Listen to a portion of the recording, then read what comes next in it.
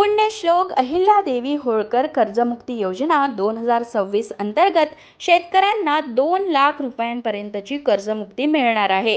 अल्पमुदतीच्या थकीत पीक कर्जांचा तसंच पुनर्गठित आणि फेर पुनर्गठित कर्जाचा या योजनेत समावेश आहे.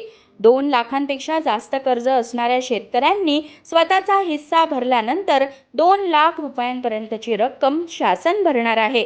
समजा एखाद्या शेतकऱ्याचे 2,10,000 रुपयांचे कर्ज थकीत असेल तर त्या शेतकऱ्याने वरचे 10,000 रुपये भरल्यानंतर 2 लाख रुपयांपर्यंतची रक्कम शासन भरणार आहे. या योजनेमुळे शेतकऱ्यांना पुन्हा कर्ज मिळण्याचा मार्ग सुकर होणार आहे.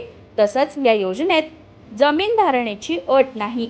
नियमित कर्जफेड करणाऱ्या शेतकऱ्यांना 50,000 रुपयांपर्यंत प्रोत्साहन लाभ सुद्धा मिळणार आहे. आता पाहूयात या योजनेचा लाभ कोणाला मिळू शकणार नाही.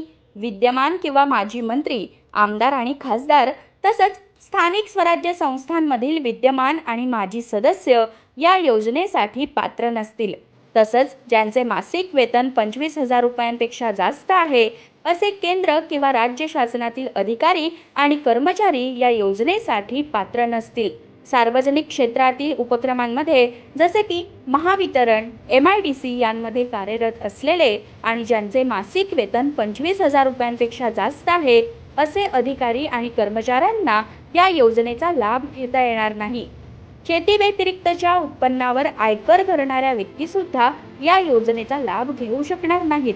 ज्यांचे निवृत्ती वेतन 25,000 रुपयांपेक्षा अधिक आहे अशा निवृत्ती वेतनधारकांनाही या योजनेचा लाभ मिळू शकणार नाही. कृषी उत्पन्न बाजार समित्या, सहकारी संस्थांमधील अध्यक्ष, उपाध्यक्ष, सदस्य तसंच 25,000पेक्षा अधिक एकत्रित वेतन असलेले कर्मचारी, अधिकारी या योजनेसाठी अपात्र असतील.